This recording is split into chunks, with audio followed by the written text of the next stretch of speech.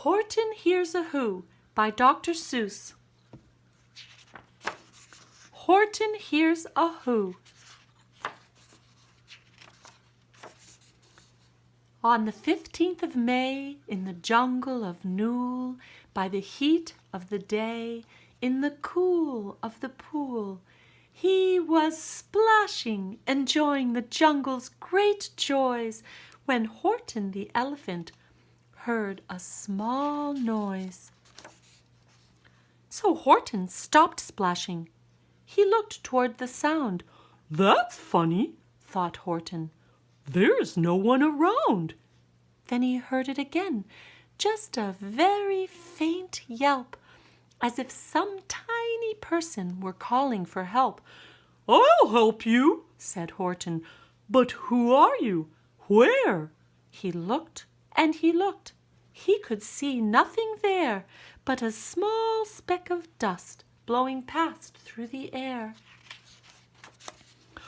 "I say," murmured Horton, "I've never heard tell of a small speck of dust that is able to yell. So, you know what I think? Why, I think that there must be someone on top of that small speck of dust, some sort of a creature of very small size, too small to be seen by an elephant's eyes.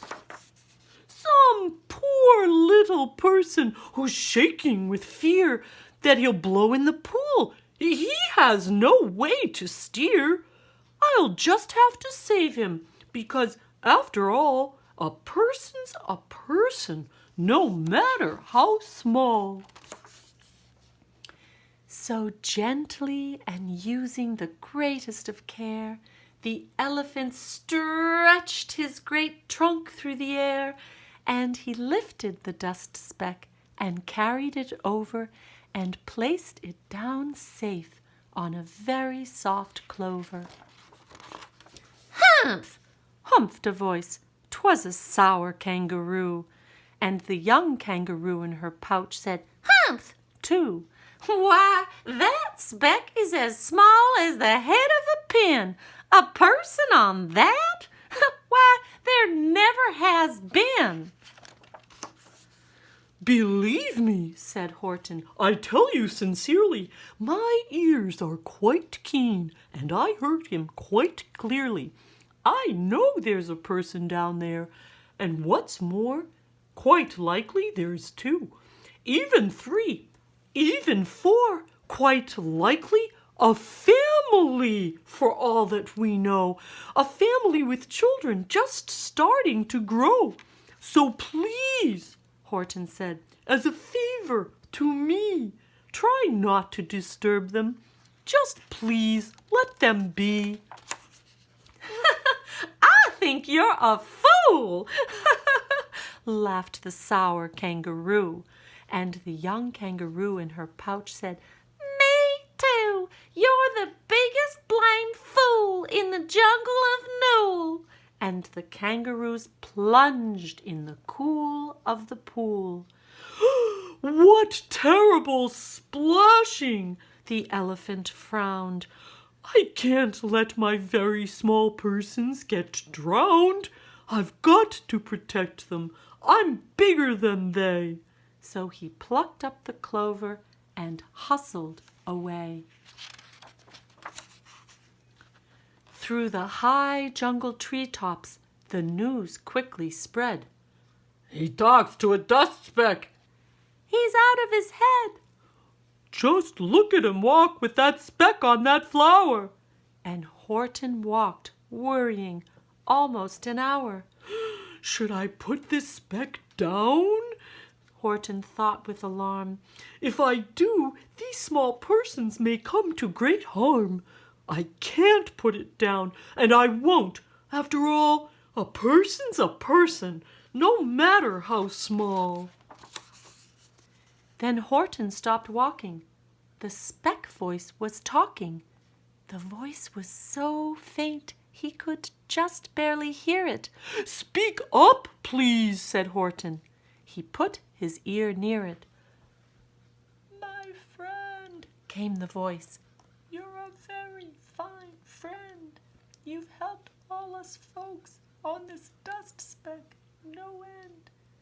You've saved all our houses, our ceilings and floors. You've saved all our churches and grocery stores. You mean, Horton gasped, you have buildings there too? Oh, yes, piped the voice. We most certainly do. I know, called the voice. I'm too small to be seen, but I'm mayor of a town that is friendly and clean. Our buildings to you would seem terribly small, but to us who aren't big, they are wonderfully tall. My town is called Whoville, for I am a Who, and we Whos are all thankful and grateful to you. And Horton called back to the mayor of the town, You're safe now. Don't worry. I won't let you down. But just as he spoke to the mayor of the speck, 3 big jungle monkeys climbed up Horton's neck. The Wickersham brothers came shouting, What rot! This elephant's talking to Whos who are not. There aren't any Whos, and they don't have a mayor, and we're going to stop all this nonsense. So there! They snatched Horton's clover. They carried it off to a black-bottomed eagle named Vladikov, a mighty strong eagle of very swift wing, and they said, Will you kindly get rid of this thing? And before the poor elephant even could speak, that eagle flew off with the flower in his beak. All that afternoon and far into the night, that black-bottomed bird flapped his wings in fast flight, while Horton chased after with groans over stones that tattered his toenails and battered his bones, and begged, Please don't harm all my little folks who have as much right to live as us bigger folks do. But far, far beyond him, that eagle kept flapping, and over his shoulder called back, Quit your yapping, I'll fly the night through. I'm a bird, I don't mind it, and I'll hide this tomorrow where you'll never find it. And at 6:56 the next morning, he did it. It sure was a terrible place that he hid it. He let that small clover drop somewhere inside of a great patch of clovers 100 miles wide. Find that, sneered the bird, but I think you will fail. And he left with the flip of his black-bottomed tail. I'll find it, cried Horton. I'll find it or bust. I shall find my friends on my small speck of dust. And clover by clover by clover, with care, he picked up and searched them and called, Are you there? But clover by clover by clover he found that the one that he sought for was just not around. And by noon, poor old Horton, more dead than alive, had picked, searched, and piled up 9,005. Then on through the afternoon, hour after hour, till he found them at last on the 3,000,000th flower. My friends, cried the elephant, tell me, do tell, are you safe? Are you sound? Are you whole? Are you well? From down on the speck came the voice of the mayor. We've really had trouble, much more than our share. When that black-bottomed birdie let go and we dropped, we landed so hard that our clocks have all stopped. Our teapots are broken, our rocking chairs smashed, and our bicycle tires all blew up when we crashed.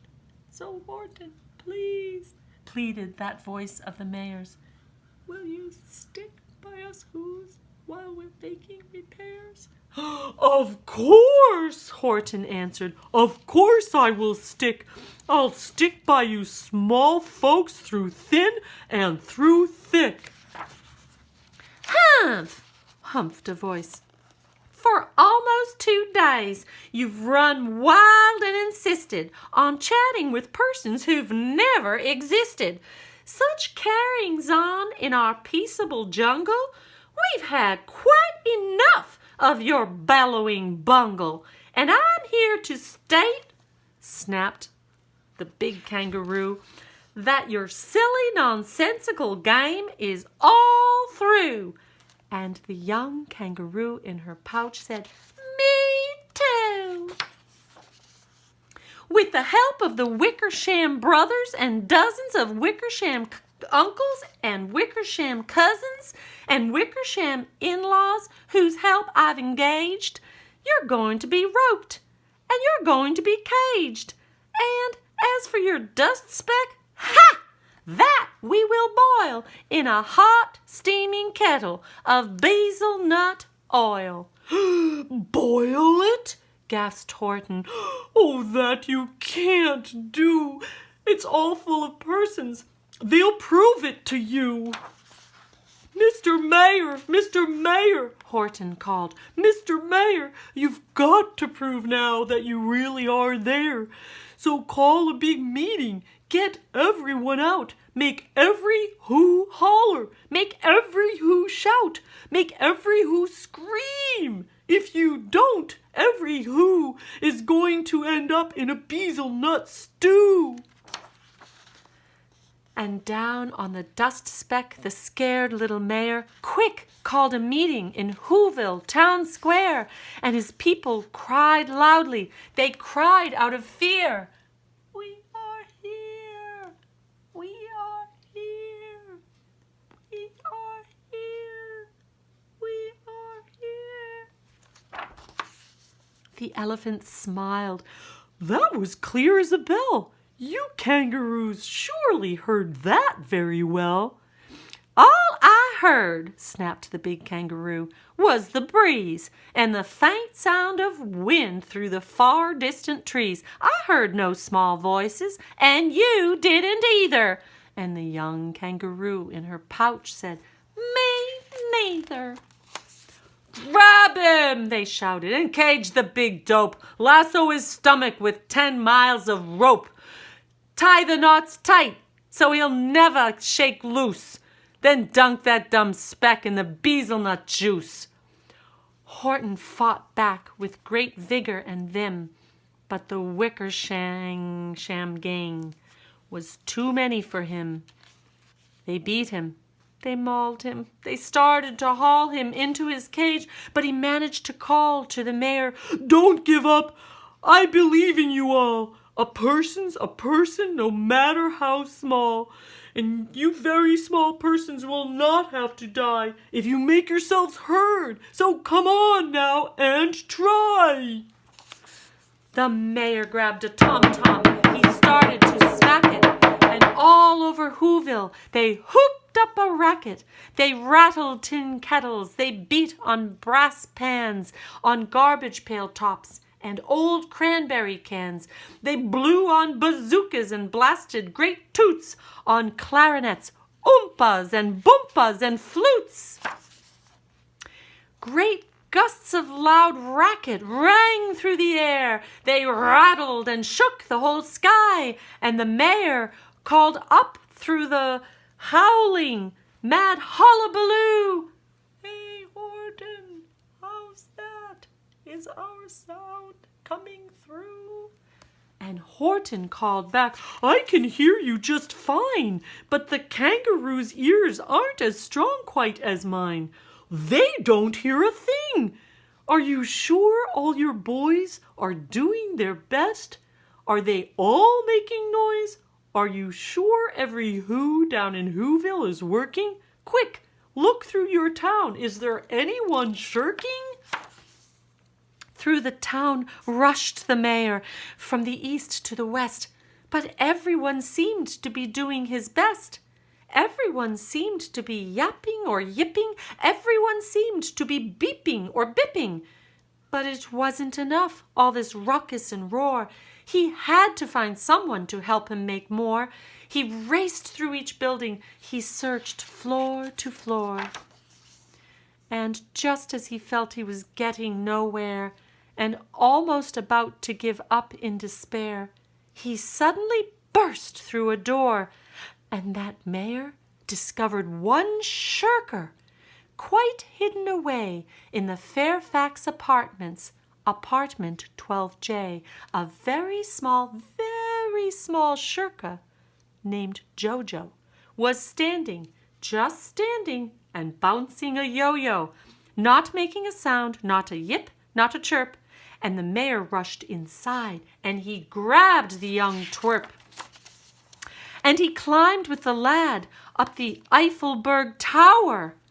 "This," cried the mayor, "is your town's darkest hour, the time for all whos who have blood that is red to come to the aid of their country," he said.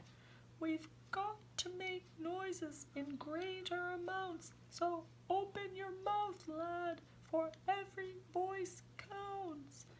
Thus he spoke as he climbed. When they got to the top, the lad cleared his throat and he shouted out, "Yop!" And that yop, that one small extra yop, put it over. Finally, at last, from that speck on that clover, their voices were heard.